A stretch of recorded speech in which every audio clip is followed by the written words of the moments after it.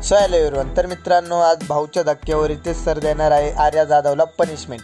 तर मित्रांनो, आपल्या सर्वांचं पगार न्यूज चॅनलवर स्वागत आहे। तर मित्रांनो, मागील एपिसोडमध्ये तुम्ही बघितलं असेल की आर्या जाधवने निक्कीच्या कानाखाली दिली होती आणि ती असं पण बोलली होती की मला काही फरक पडत नाही।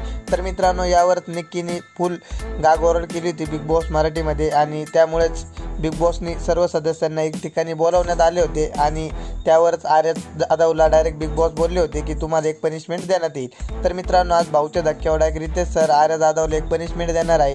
तर मित्रांनो, आर्या जाधवने बिग बॉस मराठीचे नियम तोडले, कारण की हात लाव किंवा हानमार बिग बॉस मराठीमध्ये चालत नाही। तिने बिग बॉसचे नियम तोडले, त्यामुळे बिग बॉस मराठीमध्ये तिला आज शिक्षा देण्यात येणार आहे। तर मित्रांनो, असं बोललं जात आहे की तिला पनिशमेंटमध्ये जेल होऊ शकते। तर मित्रांनो, आर्या जाधवने बिग बॉस मराठीचे नियम तोडले, त्यामुळे रितेश सर डायरेक्ट आर्या जाधवला एक पनिशमेंट देणार आहे। तर मित्रांनो, असं बोललं जात आहे की आर्या जाधवला जेलची पनिशमेंट मिळू शकते।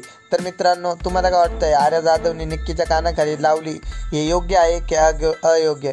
तुम्हाला आवडलं की नाही हे कमेंटमध्ये नक्की सांगा। निक्कीच्या वाजवली तिने हे तुम्हाला कसं वाटलं?